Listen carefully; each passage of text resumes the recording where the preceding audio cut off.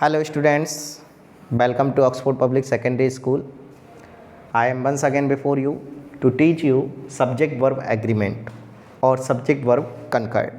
In previous video, we have discussed about some rules how a verb comes according to subject. There are certain rules which we have learned like conjunction with and, conjunction with both and, either or, neither or, not only but also, as well as, along with. Okay, now let's move further. There are so many rules from which we can fill a verb according to the subject. Okay, listen. Next rule.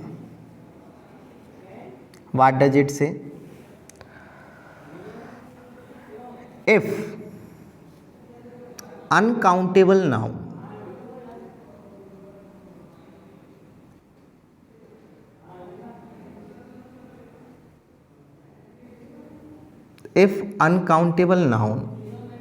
is subject, ध्यान दीजिए, यदि sentence का subject क्या है? Uncountable. Uncountable means जिसकी counting नहीं की जा सकती, जिसे गिना नहीं जा सकता, जिसको गिना नहीं जा सकता लेकिन क्या किया जा सकता है? ओनली मीजर्ड, केवल क्या किया जाता है? मापा जा सकता है.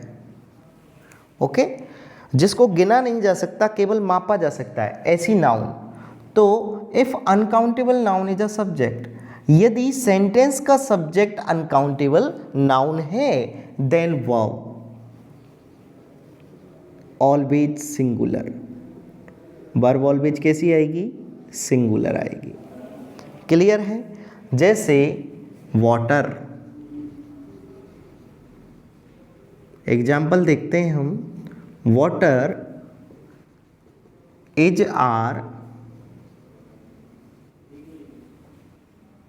The elixir of life. Water is the elixir of life. Okay, देखिए जल जो है एलिक्सर है. एलिक्सर कहते हैं अमृत. क्या कहते हैं? अमृत.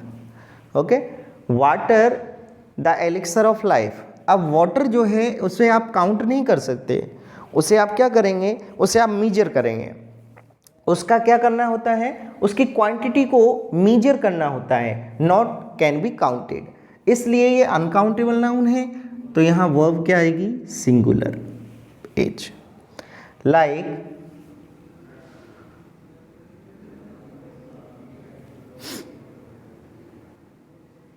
Oil,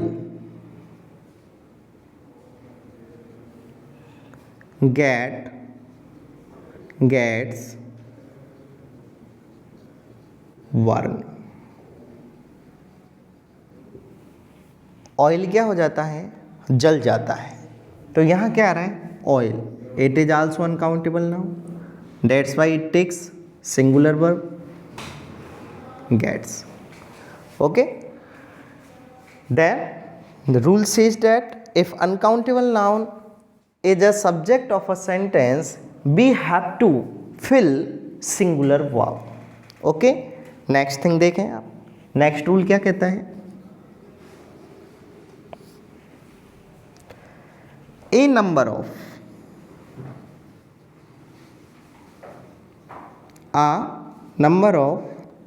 and the number of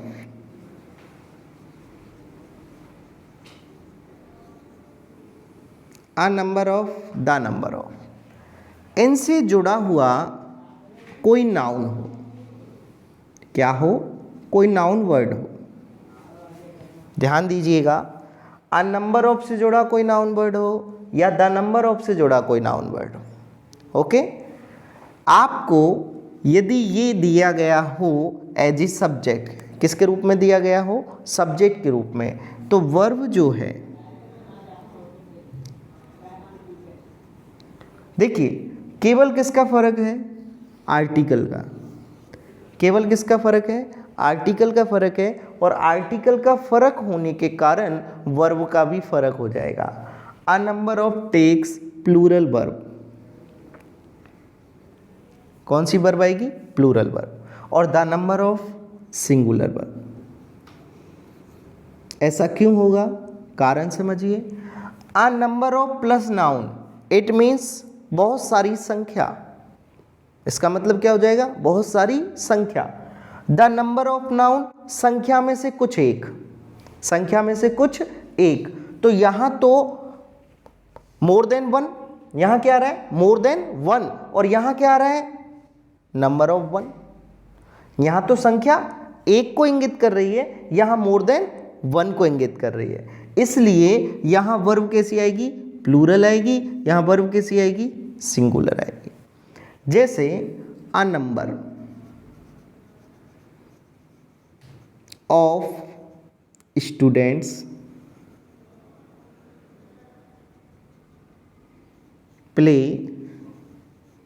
pledge hockey. Second, the number of students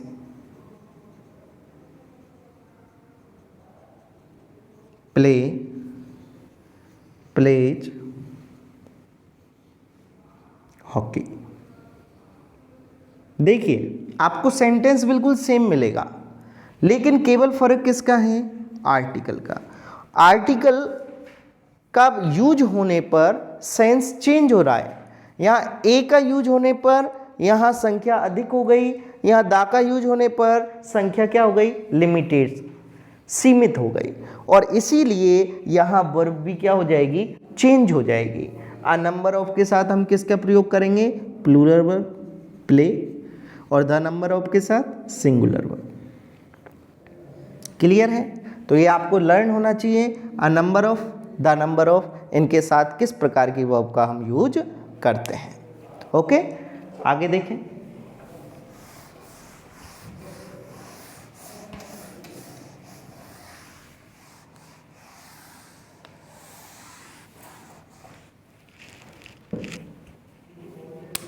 next rule, a pair of से जुड़ा कोई नाउन वर्ड सेंटेंस का सब्जेक्ट हो। सेंटेंस का सब्जेक्ट क्या होना चाहिए?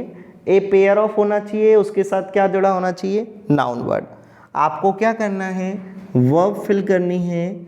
According to this rule verb is singular. कैसे आएगी? सिंगुलर। ए पेयर ऑफ का मतलब एक जोड़ा। पेयर ऑफ का मतलब क्या होता है? एक जोड़ा, अर्थात जिसके टू पार्ट्स हो। जिसके क्या हो? Two parts. जैसे आपने देखा होगा चश्मा होता है, उसमें टू पार्ट्स होते हैं, दो ग्लासेस लगते हैं। उसी प्रकार आप बात कर रहे हैं जैसे पजामा, उसमें टू पार्ट्स होते हैं। तो जहाँ टू पार्ट्स होगा उसका जो पेयर होगा, उस पेयर के साथ आप कौन सी वर्ब यूज करेंगे? Singular verb. Like a pair of scissors, scissor means कैंची।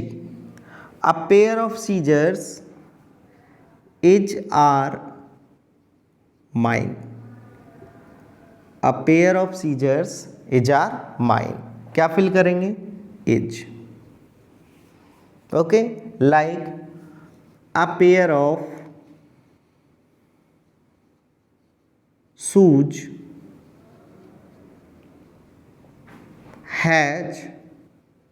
have been sold। A pair of shoes. तो देखो यहाँ इससे फर्क नहीं पड़ेगा कि ये प्लूरल है, इससे कोई इफेक्ट नहीं पड़ेगा। आपका जो वर्ब है वो किसके अकॉर्डिंग आएगा? अ पेयर ऑफ।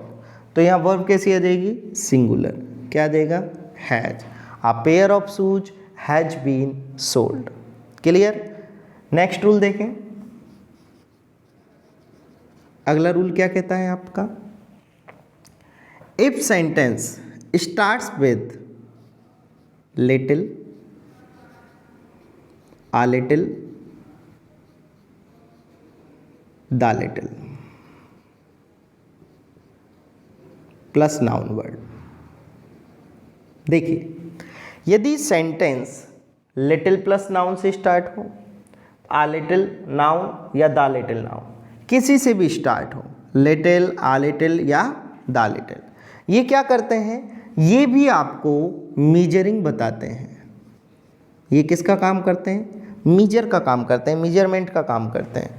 ओके, ये क्वांटिटी शो करते हैं। इसलिए इनके साथ यदि कोई भी नाउन वर्ड आपका आता है तो आपको वर्ब क्या करनी है, सिंगुलर वर्ब का यूज करना है। कौन सी वर्ब फिल करनी है, सिंगुलर वर्ब फिल करनी है। कैसे, लाइक फॉर एग्जाम्पल हम बात करें, a little knowledge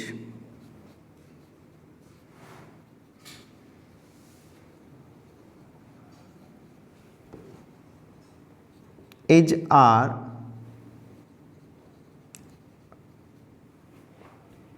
a dangerous thing. A little knowledge is are a dangerous thing. तो यहाँ देखिए क्या आ गया, a little आ गया, इसलिए वर्ब क्या लगाएंगे, इज। वैसे भी ये अनकाउंटेबल है, इसके लिए भी किसका यूज करते हैं, इज का यूज करते हैं। सेकंड, आगे देखें, द लिटिल मिल्क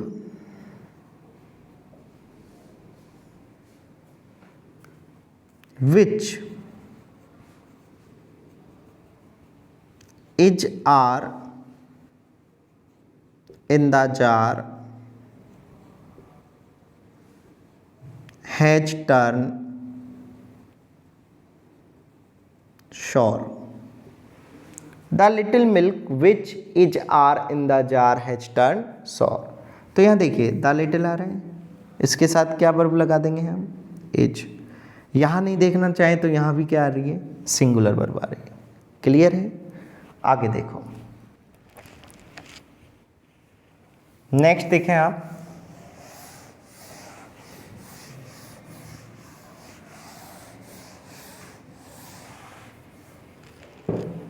अगला क्या है आपका rule, listen, few, a few,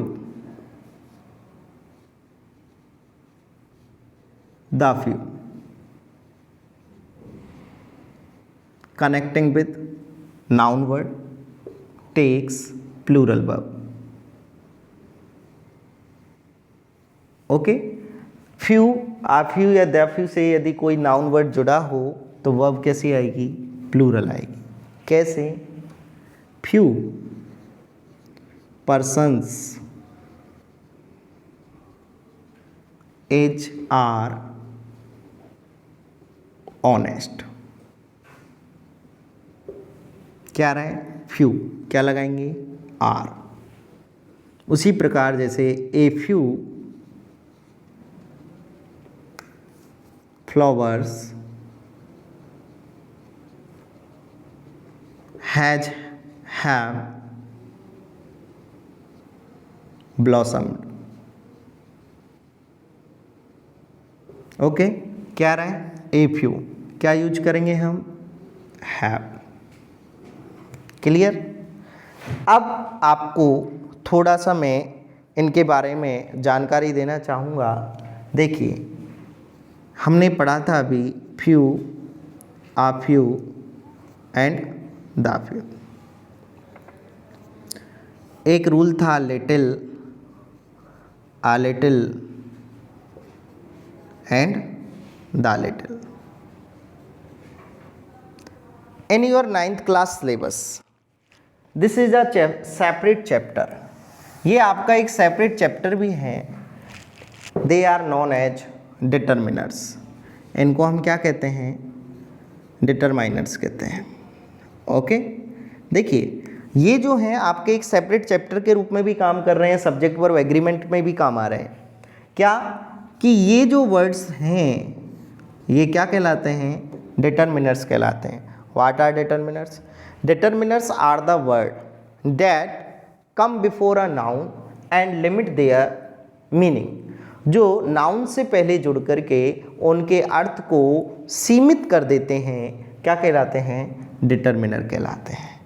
यहाँ आपको डिटरमिनर कौन कौन से दिए हुए हैं? Few, little, uh few, uh little, the few, the little. इनमें डिफरेंस क्या है? इनमें डिफरेंस क्या है? इनका यूज होता है काउंटेबल नाउन के लिए,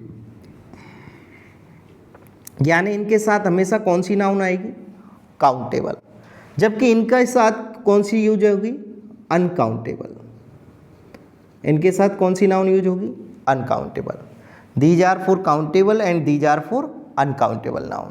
clear? Second thing, few, little, दोनों क्या करते हैं? नेगेटिव सेंस देते हैं। सेंस कौन सा होता है इनमें? नेगेटिव। आ फ्यू, आ लिटिल, ये क्या देते हैं? पॉजिटिव सेंस देते हैं। सेंटेंस में इनका सेंस कैसा होता है? पॉजिटिव होता है। ये नकारात्मक अर्थ देंगे, ये सकारात्मक अर्थ देंगे। अब बचता क्या है? द फ्यू, द लिटिल, ये क्या करते हैं? होल। ये कंप्लीट सेंस देते हैं। कंप्लीट सेंस का मतलब कि जो होता है वो सब कुछ ये बताते हैं। वो किसके लिए आते हैं? The few, the little. लेकिन अर्थ चेंज केवल किसके अकॉर्डिंग होगा? काउंटेबल और अनकाउंटेबल। कि जहाँ काउंटेबल है वहाँ इनका यूज होगा, जहाँ अनकाउंटेबल वहाँ इनका यूज होगा। तो अब हम इनके बारे में डिटेल में जब डिटरमिनर्स पढ़ेंगे तब आपको समझाएंगे। ओके, आगे देखते हैं।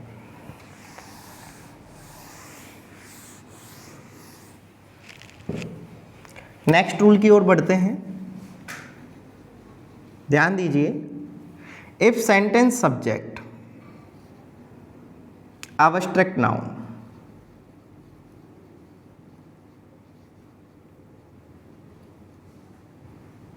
if sentence subject is abstract noun, आप जानते हैं abstract noun हम पढ़ चुके हैं पार्ट्स ऑफ स्पीच में, भाववाचक संज्ञा, देन वर्ब सिंगुलर। यदि सेंटेंस का सब्जेक्ट क्या है?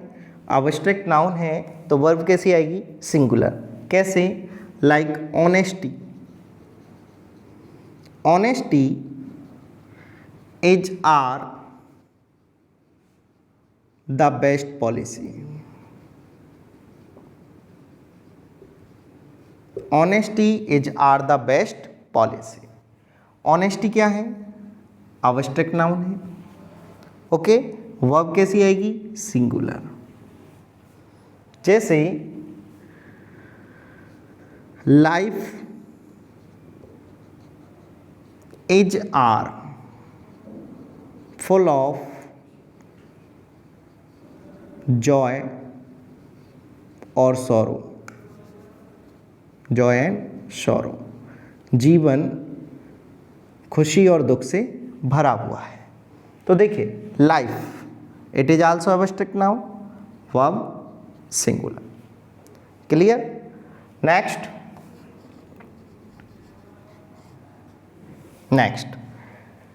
if sentence subject many,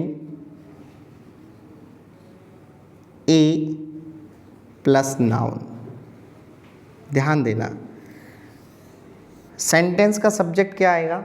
many, A plus noun word. तो आपको वर्ब क्या फिल करनी है? सिंगुलर। कौन सी वर्ब फिल करनी है? सिंगुलर। मैं आपके सामने दो सेंटेंस लिख रहा हूँ। Many students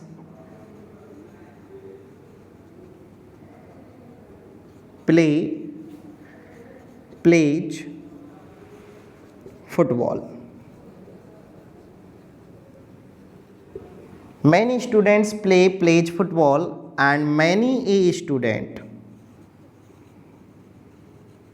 many a students plays football. यहाँ आपको दो सेंटेंस दिए गए हैं, दोनों में डिफरेंस किसका है? केवल मैनी और मैनी। और यही डिफरेंस आपकी वर्ब को डिफरेंट कर देता है। मैनी जो है वो किसको बताता है? More than one. किसको बताता है? एक से अधिक को। अब जब ये एक से अधिक को बताता है तो वर्ब कैसी आएगी? प्लूरल। वर्ब कैसी आएगी? प्लूरल। तो मैनी जो है वो प्लूरल आएगा। क्यों? क्योंकि मैनी मोर देन वन, जो संख्या में एक को बताता है वो ऑटोमेटिक प्लूरल होता है, इसलिए वर्ब भी कैसी आएगी? प्लूरल। लेकिन यहां क्या आ रहा है? Many a, it means one in many,